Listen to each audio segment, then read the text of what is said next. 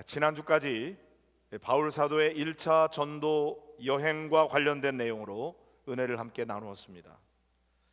여러분이 아시는 대로 1차 전도 여행은 수리아 안디옥 교회에서 특별히 안수받고 바울과 바나바가 파송을 받아서 이제 시작이 되었는데, 그 과정 속에 아주 중요한 비시디아 안디옥에서의 전도와 또 루스드라에서의 이루어진 전도, 이런 내용들을 통해서 은혜를 나누었습니다. 오늘은 바울이 3차 전도 여행을 마치면서 밀레도에서 그 에베소 교회의 장로들을 오라고 불러서 그들에게 이제 고별 설교를 한 그런 내용을 가지고 함께 은혜를 나누고자 합니다. 아마 여러분 가운데는 1차 전도 여행 끝난 얘기에서 왜 갑자기 벌쩍 뛰어가지고 3차 전도 여행을 마치는 얘기로 넘어가는가, 2차, 3차 전도 여행에 대한 얘기는 왜 생략을 해버렸나, 이렇게 궁금하신 분들이 있을지 모르겠습니다. 그 이유는 우리가 연초부터 살펴보았던 소아시아의 7교회를 비롯해서 여기 골로새, 빌립보, 데살로니가, 그리고 갈라디아에 있는 여러 교회들, 고린도, 로마 교회까지 우리가 그동안 살펴보았는데, 그 교회들이 바로 바울이 2차, 3차 전도 여행 때에 세웠던 그런 교회들이기 때문입니다. 이미 살펴보았다는 얘기죠. 물론 설교자인 저로서는 1차 전도 여행을 마치고 바로 3차 전도 여행을 끝나는 대로 딱 넘어가려고 그러니까 그동안에 이 사도행전 안에 기록되어 있는 아주 상세한 내용들 가운데서 미처 다루지 못한 내용들이 조금 있어서 굉장히 아쉬움이 컸지만, 그걸 일일이 다 다시 다루면은 반복되는 부분이 있어서 그건 나중에 다른 기회에 또 말씀을 전할 때로 미루어 놓고, 오늘은 이제 오늘과 다음 주는 바울 사도의 사역의 후반부에 해당되는 그런 내용을 나누려고 합니다.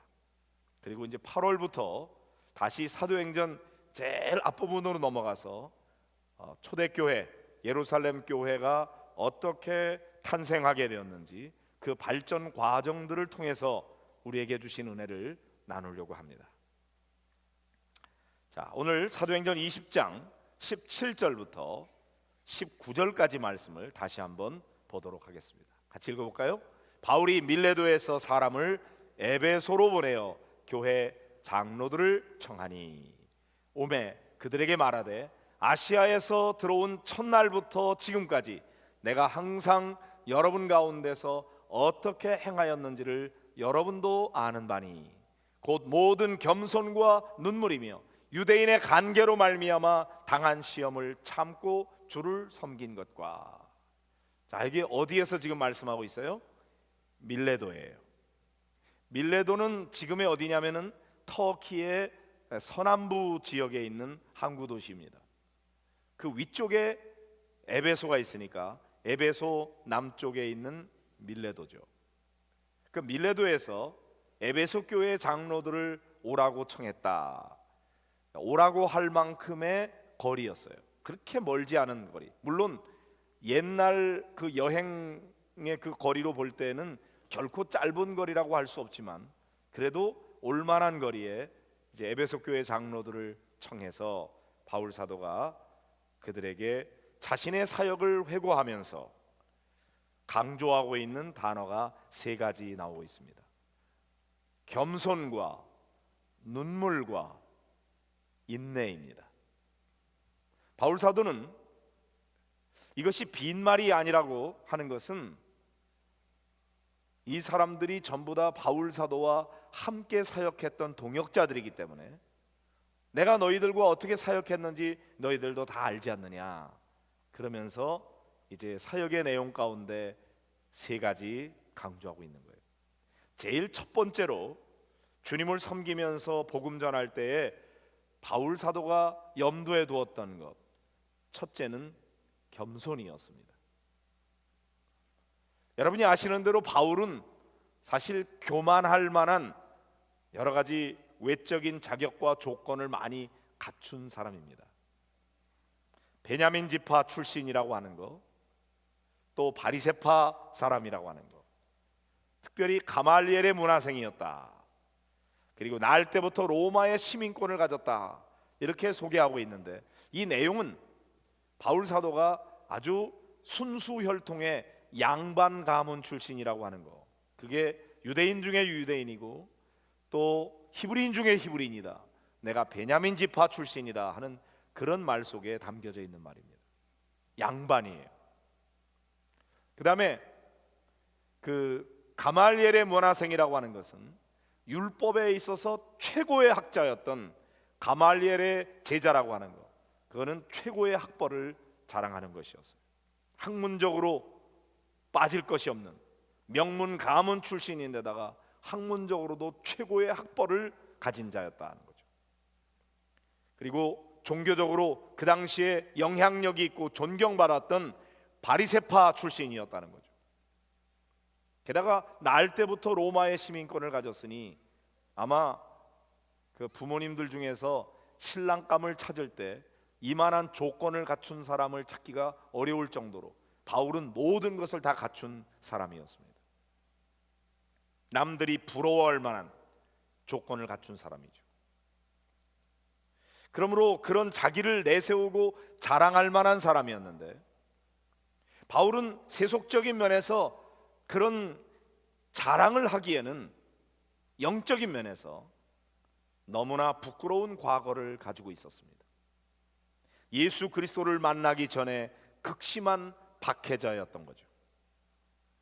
물론 그때는 바울 사도가 예수가 누구인지, 하나님의 진정한 복음이 무엇인지를 알지 못하고 했을 때였습니다. 그러나 돌아보니까 하나님 앞에서 자기는 씻을 수 없는 너무나 엄청나고 큰 많은 죄를 범한 자였어요. 예수 믿는 사람들을 잡아 가둘 뿐만 아니라 그들에게 매를 때리고 심지어는 돌로 쳐서 죽이는 그런 일에 앞장섰던 그런 핵심 멤버였던 거죠. 그 당시에 자기가 가지고 있었던 신념이었던 그 율법적인 기준으로 볼 때는 사실 아무런 문제가 없는 일이에요. 오히려 그런 기준으로 볼 때 상을 받아야 마땅한 일이라고 확신하고, 그리고 예수 믿는 사람들을 핍박하고 박해했던 일에 앞장섰습니다. 그러나 예수님을 만나고 보니까 이거는 너무나 엄청난 죄를 범한 것이었어요. 그러므로 바울은 복음을 전하다가 자기가 말로 다 할 수 없는 핍박과 고난을 당할 때 자기가 했던 일들을 기억하면서 자신이 저지른 죄에 비하면은 아무것도 아니다, 그렇게 생각을 하고 오히려 받아들이게 됐고, 바울은 그런 자기 자신에 대해서 나는 죄인 중에 괴수입니다, 이렇게 자기를 생각하고 고백을 했어요. 그런 못된 죄인인 나를 하나님께서 전도자로 삼아주시다니, 이게 웬 은혜인가, 웬 감사인가, 그걸 생각하면서 바울 사도는 늘 겸손하게 하나님 맡겨진 사역을 감당했던 거죠. 뿐만 아니라 사실 바울 사도가 말씀을 전할 때에 경험을 쌓아갈수록 자기가 할 수 있는 일이 별로 없다는 것을 그가 깨달아 알게 됐어요. 처음에는 자기가 가지고 있는 성경적인 지식, 자기의 어떤 능력, 이런 거 가지고 할 수 있다고 생각하고 교만을 떨었는데, 막상 해보니까 하나님의 말씀을 전하여 영혼 구원하는 일은 자신의 지혜나 자신의 능력으로는 불가능하다고 하는 것을 경험하게 된 겁니다. 그래서 바울 사도가 고린도전서 2장에 보면은 내가 약하고 두려워하고 심히 떨었노라, 그렇게 고백하고 있어요. 바울은 너무나 두려웠어요. 그는 심히 떨었습니다. 하나님의 말씀을 전하여 영혼 구원하는 일은 경력 가지고 되는 게 아니었어요. 오직 성령의 나타남과 능력으로만 가능하다고 하는 사실을 깨닫게 된 거죠. 그러니까 바울 사도는 하나님 아버지 앞에서 겸손하게 무릎 꿇고 기도하지 않을 수가 없었어요. 하나님, 내 힘으로 안 됩니다. 내 지식으로 안 됩니다. 내 경험으로 안 됩니다. 성령님이 역사해 주셔야 되겠습니다. 그리고 그는 겸손하게 기도했던 겁니다. 바울의 겸손이라고 하는 것의 그 모습은 기도로 나타났던 거죠. 여러분은 신앙생활하면서 겸손하십니까? 혹시나 처음에는 은혜를 받고 그 은혜에 대해서 감격하면서 기쁨으로 봉사하며 겸손하게 섬겼는데 어느샌가 내가 행했던 일들에 대한 공로를 내세우게 되고, 내가 이렇게 수고하고 애를 썼는데 나에 대해서 무시해? 감히? 섭섭해하는 마음, 또는 다른 사람들을 무시하면서 은근히 나도 모르는 사이에 나 자신을 높이고 교만해지지는 않았는지요? 우리는 사실 은혜를 잊어버리고 교만해지기가 아주 쉬운 그런 죄성을 가지고 있는 존재들이에요. 어떤 그런 사람이 따로 있는 것이 아니라 누구든지 그렇습니다. 교만이라고 하는 것은 사람들 앞에서 자기 잘난 체하고 오만불선하고 막 그렇게 거들먹거리고 그런 것만 교만이 아니에요. 사실은 하나님의 도움 없이도 내 지혜로, 내 지식으로, 내 경험으로, 내 실력으로 할 수 있다고 생각하는 게 교만이에요. 영적으로 기도하지 않는 것이 교만이에요. 겸손한 사람은 하나님 앞에 항복하면서, 하나님, 내 힘으로 안 됩니다. 내 실력으로 안 됩니다. 하나님, 내 경험으로 안 됩니다. 하나님 도와주세요. 겸손하게 무릎을 꿇는 것, 기도하는 것이야말로 겸손인 것이죠. 오늘 이 바울 사도의 사역에 대해서 이야기할 때 모든 겸손과 이렇게 표현했던 것을 우리가 들으면서 저와 여러분이 더 하나님 앞에 겸손하게 무릎 꿇고 기도하며 주의 맡겨진 사역을 감당하는 그런 성도들 되시기를 간절히 바랍니다. 두 번째, 바울 사도가 자신의 사역을 설명하면서 그 특징을 눈물로 설명하고 있어요. 눈물의 사역이었다는 거죠. 사실 눈물이라고 하는 것은 아무 때나 막 나오는 게 아니죠. 흘리고 싶다고 막 흘릴 수 있나요? 연기자들은 혹시 가능할지 모르겠어요. 일반적으로는 눈물은 그냥 나오지 않아요. 감정이 격하여 북받쳐 오를 때, 그때 흘러나오는 것이 눈물입니다. 육신의 고통이 너무나 커서 견디기 어려울 때 눈물이 나올 수 있죠. 마음의 슬픔과 고통이 있을 때도 눈물이 나올 수 있습니다. 그러나 반대로 하나님 은혜에 대한 감사한 마음이 막 넘쳐날 때에도 눈물이 흐를 수가 있습니다. 진리를 깨달았을 때 그때도 눈물을 흘릴 수가 있죠. 너무나 반가운 사람들을 오랜만에 만났을 때도 눈물이 납니다. 사랑하는 사람과 이별할 때 눈물이 있죠. 보고 싶은 사람에 대한 그리움이 사무칠 때 그때도 눈물이 흐를 수 있습니다. 바울은 언제 눈물을 흘렸을까요? 우선은 바울 사도가 당한 많은 시험 때문에, 핍박과 박해로 인해서 육체적 고통을 당할 때 그가 눈물을 흘리지 않을 수가 없었습니다. 바울이 당한 고통이 얼마나 컸을지 상상도 할 수 없는 많은 고통을 그가 당했으니까요. 많이 눈물을 흘렸을 것입니다. 그러나 바울에게 있어서 눈물을 흘린 더 중요한 이유가 있습니다. 자기 자신의 고통 때문만 아니라 바울의 눈물의 이유는 믿지 않는 영혼에 대한 긍휼의 마음 때문이었습니다. 바울 사도는 유대인으로서 먼저 유대인들이 구원받기를 원해서 정말 간절한 마음으로 그들에게 호소하며 말씀을 전했지만, 그들은 선민의식에 빠져서 바울이 전하는 복음을 받아들이지 아니하고 오히려 바울을 핍박하면서 그를 괴롭힐 때 바울의 마음이 더욱더 아프고 슬펐습니다. 로마서 9장 3절에서 바울 사도가 고백하는 내용을 보면은, 나는 내 동족이, 네 유대인들이 만약에 구원을 받을 수만 있다면은 내 자신은 저주를 받아서 그리스도에게서 끊어질지라도 원하는 바라고 그렇게까지 고백을 했어요. 내가 저주를 받아 그리스도에게서 끊어질지라도 내 동족 유대인들만 구원받을 수 있다면 나는 그것을 원한다고 그렇게까지 간절히 소원하면서 유대인들의 구원을 원했는데도 불구하고 그들이 믿지 않으니 바울이 눈물을 흘리지 않을 수가 없었던 거죠. 여러분에게도 이런 눈물이 있으신가요? 여러분 사랑하는 가족들, 일가 친척들, 여러분의 사랑하는 친구들에게 내가 만난 예수님을 그들도 만나게 하고 싶어서 내가 간절한 마음으로 기도하며 복음을 전하는데도 불구하고 끊임없이 거부하고 오히려 받아들이지 않을 때, 그것 때문에 여러분들이 눈물을 흘려보셨나요? 주님, 저에게 이런 눈물을 주시옵소서. 주님의 눈물을 주시옵소서. 간절하게 기도하는 저와 여러분이 되기를 소원합니다. 그리고 바울에게는 성도들을 향한 사랑의 마음이 있었기 때문에 눈물을 흘렸어요. 자기가 사랑하는 성도들을 너무나 보고 싶었거든요. 그들을 어떻게 구원했습니까? 그들 구원하기 위해서 바울 사도가 흘렸던 눈물과 땀방울과 핏방울이 얼마나 많았는지, 그런 고생과 핍박을 통해서 한 영혼 한 영혼 구원했으니 그 영혼이 얼마나 귀해요.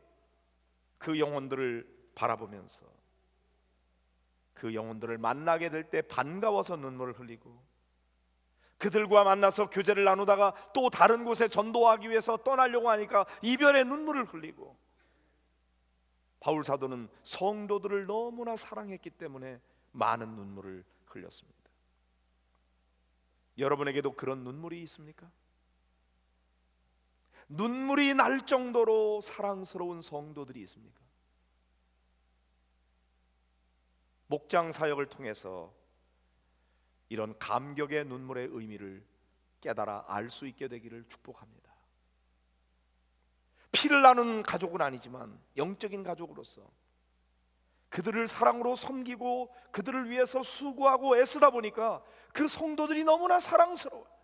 그들을 위해서 기도하며 그들을 위해서 섬기면서 흘리는 눈물이죠. 주여, 저에게 이런 눈물을 주시옵소서.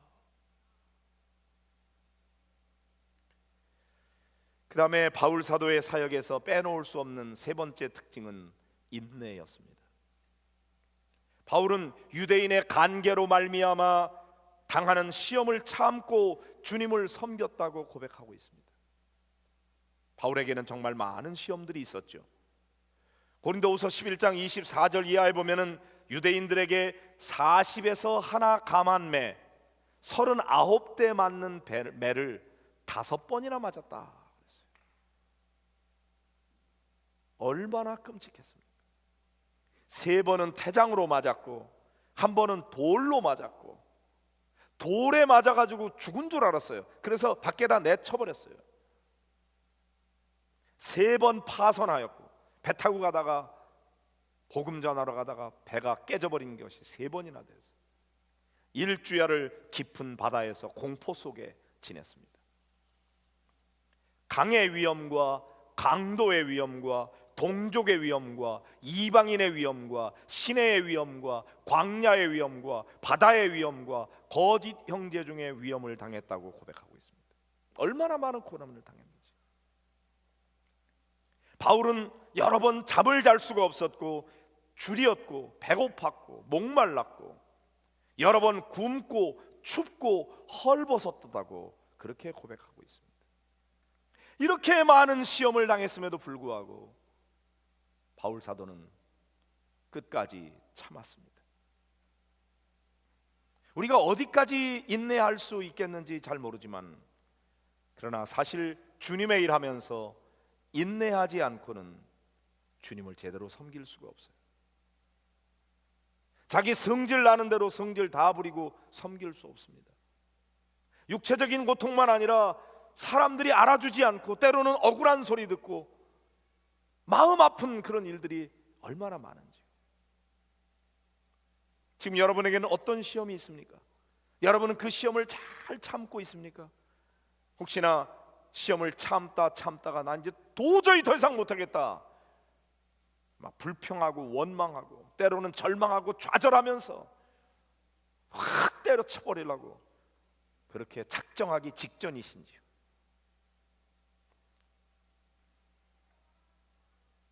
바울 사도의 시험을 참은 이야기를 생각하면서 조금만 더 참아보시기 바랍니다. 이 시간 우리 주님께서 저와 여러분에게 그 시험을 참을 수 있는 새 힘을 공급해 주시기를 주의 이름으로 축복합니다. 바울은 유익한 것을 거리낌 없이 전하여 가르쳤다고 20절 21절에 말하면서, 특별히 바울이 전한 복음의 내용은 하나님께 대한 회개와 우리 주 예수 그리스도께 대한 믿음을 증언하였다고 고백하고 있습니다. 두 가지예요. 첫째는 하나님께 대한 회개.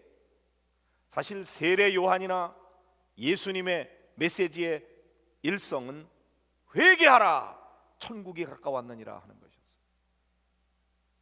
사람들이 변화받고 새로워지기 위해서는 자기가 얼마나 죄에 빠져 있는지를 깨닫고 회개하지 않으면 안 돼요. 우리가 하나님의 말씀이라고 하는 거울 앞에 우리 자신을 비추어 볼 때 얼마나 더럽고 추악하고 냄새나는 존재인지 그걸 발견하고 하나님 앞에 회개해야 됩니다. 회개는 한 번 하고 끝나는 게 아니에요. 말씀 앞에서 내 자신의 죄를 발견할 때마다 또 회개하고 또 회개하고 씻어내야 돼요. 회개만 하고 끝나서는 안 됩니다. 회개하고 난 다음에는 그 안에 깨끗한 마음에 예수 그리스도에 대한 믿음을 가져야 돼요. 예수님을 마음의 중심에 모시고 나는 죽고 내 안에 그리스도께서 사시는 삶, 그것이 그리스도인의 삶이잖아요. 그래서 하나님께 대한 회개와 우리 주 예수 그리스도께 대한 믿음을 증언하였다고 바울 사도가 말씀하고 있습니다. 이건 바울만 아니라 우리들도 마찬가지예요. 우리가 전해야 될 복음의 내용은 하나님께 대한 회개, 우리 주 예수 그리스도께 대한 믿음인 것입니다. 여러분이 회개하고 예수 그리스도를 믿은 것처럼 누군가 다른 사람들에게도 회개하라고 외치고 예수 그리스도를 믿으라고, 그래야 하나님의 나라가 이루어진다는 사실을 전하는 여러분들이 되시기를 바랍니다. 자, 오늘 본문의 말씀 중에 22절부터 24절까지 같이 읽어보실까요? 보라, 이제 나는 성령에 매여 예루살렘으로 가는데 거기서 무슨 일을 당할는지 알지 못하노라. 오직 성령이 각 성에서 내게 증언하여 결박과 환난이 나를 기다린다 하시나, 내가 달려갈 길과 주 예수께 받은 사명, 곧 하나님의 은혜의 복음을 증언하는 일을 마치려 하면은 나의 생명조차 조금도 귀한 것으로 여기지 아니하노라. 자, 여기 바울 사도가 성령에 매였다고 말합니다. 성령에 매여서 예루살렘으로 간다. 성령에 매였다는 게 무슨 말인가요? 완전히 성령에 사로잡혔다는 거예요. 나는 이제 내가 하고 싶은 대로 할 수가 없습니다. 나는 성령에 완전히 사로잡혀서 그분이 인도하시는 대로 나는 갈 수밖에 없습니다. 그분이 하라는 대로 할 수밖에 없습니다. 나는 성령의 노예입니다. 그런 고백이죠.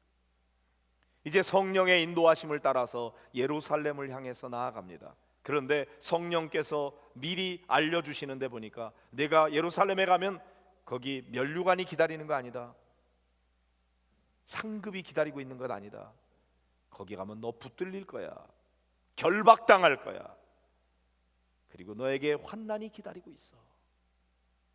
모르고 갔다가 얼떨결에 당하는 게 아니었어요. 알고 가는 거였어요. 그런데 바울 사도는 거기 결박이 있고 환난이 기다린다는 걸 말씀하고 있는데, 그러나 나는 성령에 매였어. 나의 달려갈 길과 주 예수께 받은 사명 뭐예요? 하나님의 은혜의 복음을 증언하는 일이에요.